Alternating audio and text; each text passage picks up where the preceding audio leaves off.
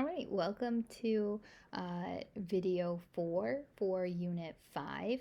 We have now finally reached the point where we could talk about the conflict of the Civil War. A little bit more leading up into it. I know it's a big build up here, but we have the formation of the Republican Party. The Republican Party is going to kind of be springboarded off the back of the Whig Party.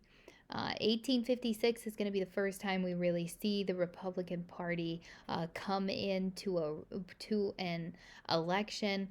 It is going to be founded to oppose the spread of slavery. This is hugely important. The Republican Party was not founded to get rid of slavery. It was founded to oppose the spread of slavery. It's going to be born in the early 1850s by anti slavery activists and individuals who believed that the government should grant land to settlers free of charge. So that's another big piece. And we're going to see that in Lincoln's presidency with the Homestead Act giving 160 acres of land out west away to anybody who would move out there and live there, promise to live there for an extended period of time. So the Republican Party is encouraging people to move west, and they're saying that slavery should not move west, that we should, take a new leaf on this new land, not bring in our old baggage. The name Republican is chosen because it was supposed to allude to equality and remind people of Thomas Jefferson's Democratic Republican Party. Remember the founding father, Thomas Jefferson, supporting agriculture, farming, the people, and writing in that all men are created equal. So pushing that equality to not just be white men, but to be all men, still no women. Okay. In 1856, the Republicans become a national party, which pushes them to have a candidate in the presidential election. That candidate is going to be John C. Fremont, who has the really ringer of a slogan here: free soil, free labor, free speech, free men, Fremont. So you can see pushing for people's rights, pushing for expansion to the West, pushing for the people to have the freedom to choose what they want their future to be. The Republican parties want free working white men. They are going to oppose slavery because the spread of slavery, because they did not want to compete against unpaid labor in the lands opening in the West. If you're a person who is moving out to the West to get a job and slavery extends to the West, anybody that has a brain knows that they would rather buy slaves and not have to pay them than to hire a white man moving out into the West. Okay, landowners are going to choose slaves that they don't have to pay any day over white men trying to work on the farms for payment. Were no particular friends to the blacks, slaves, or free. Their plan was to gain complete political control in the North, and if they did, they would have sufficient electoral strength to elect a president. So the Republican Party is very well aware that they only need to gain all of the northern states to win an election. The formation of the Republican Party, as you may have guessed, is a major win for the North because that is where the support is going to be. All right, fast forward the election of Lincoln in 1860. We are going to have Abraham Lincoln running for president. He is going to be the Republican Party candidate. And this map is incredibly interesting because Lincoln, not only is he going to win the presidency, but he wins with the support of the North, with the support of the free states in the West, Oregon and California, and only the support of the North. He has no support in the South. The South is going to vote for the Democratic Party and the Southern Democratic Party, not the Republican Party. When Lincoln runs for president, he is not going to run on the idea that he should get rid of slavery once he becomes president. That is wrong. That is not even close to correct. Uh, Lincoln is going to say, I just want to stop the spread of slavery. But that was enough for the South. When they see that Lincoln is opposing the expansion of slavery, they say it's only a matter of time before he comes after the whole institution of slavery, and the South will threaten to secede from the Union yet again. However, Lincoln's election in 1860 is a major win for federal rights because Lincoln, as a Republican, supported the strength of the federal government. Let's get into the formation of the Confederate States of America. This is going to begin in 1860, 1861. The southern states are going to say, we are leaving the Union. The Union will be dissolved. Secession means to leave, to break away, and that is exactly what the South wants to do. This ordinance states that they dissolve the union between the state of South Carolina and other states united with her under the compact entitled the Constitution of the United States of America. So the South is essentially saying here, we have no loyalty to you. We are not a part of the United States anymore. We therefore do not have to follow anything under the Constitution or the president elected to defend that Constitution. So, what does the Southern secession look like? Well, it means that the people of South Carolina are going to declare themselves their own government. They are going to adopt independence under their own constitution. They do not follow the United States Constitution anymore or any of the amendments. They repeal it. The Union is not theirs to be a part of, and they are not in the United States anymore. So it starts with South Carolina on December 20th, 1860. Then you're going to see in January 3 more states leave. Right off the bat, you have Mississippi, Florida, Alabama. And then as we move to the end of January, beginning of February, and in the months to follow, you're going to have Georgia, Louisiana, Texas, Virginia, Arkansas, North Carolina, and Tennessee. And they will leave to form the Confederate States of America. The border states are going to be states that stay in the Union, stay in the United States, but have slavery. So those border states are going to be Delaware, Maryland, West Virginia, Kentucky, and Missouri. Those states in the yellow that you see are going to remain a part of the United States, but still have slavery. So they will fight for the Union, but they will have slaves within those states. The states that do leave are going to see Lincoln's election as intolerable. That the southern states have to leave because if they don't, their way of life and their economy will be destroyed. Southern secession, as you may have guessed, is a big win for the South.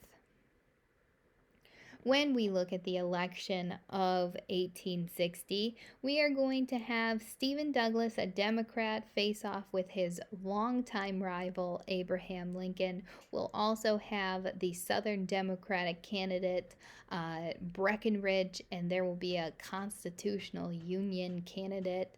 But the main candidates that we look at that are feuding are Stephen Douglas and Abraham Lincoln. Douglas and Lincoln had previously competed for a Senate seat in the Illinois Senate. Lincoln had lost to Douglas for that Senate seat, but in this election they face off again. Lincoln, the Republican, is going to defeat Douglas, the Democrat, for the presidency. And as we just talked about, the South is going to see this as a threat to the institution of slavery. They say that it upsets the balance between the Democrats and the Republicans in the federal government, which they think is just going to mean that now that the president is a Republican, the slavery is going to be gotten rid of. That's going to be the end. And it will signal the southern states to secede. Fort Sumter is going to be the beginning of the clash between the North and the South. Fort Sumter is going to be located on this little chunk of land right here, surrounded by the Confederacy. I know it's hard to contextualize on this map, but this is going to be South Carolina, and we have Fort Sumter right in the middle. Fort Sumter is going to be taking place in April of 1861. Now, Lincoln knew that this fort needed to be held. It was a Union hold in the Confederacy, and what he needed to do was get supplies to the fort. But the Confederate action is going to be to surround the fort and demand that the fort be surrendered to the South, to the Confederacy. But though there were Union soldiers at the fort, and their directive was do not surrender. Also, don't fire at anybody until you are fired upon, because the Union did not want to be seen as the one that started this conflict. They did not want that to be their fault. So, under no circumstances were they supposed to fire.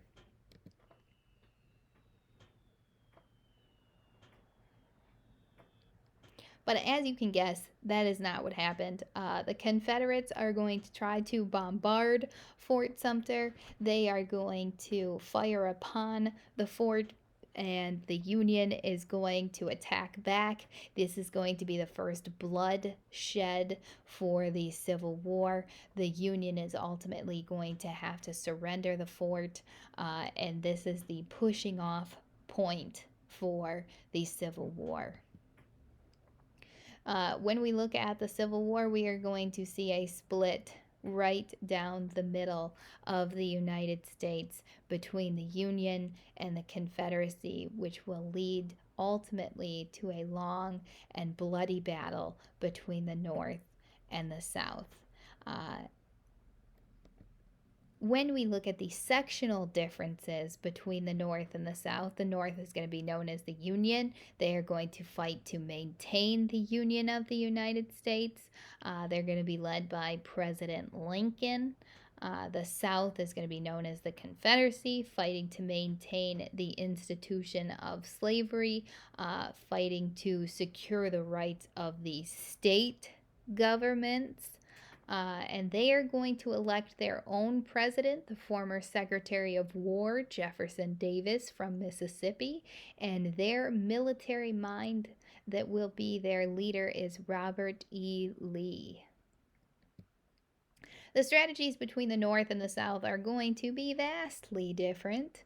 The strategies of the North are going to include the Anaconda Plan. The Anaconda Plan means that the North would surround the South on all sides, shutting down all water ports so that the South could not export any of their goods and that they could not import what they needed to fight the war. Remember, all the industry is in the North.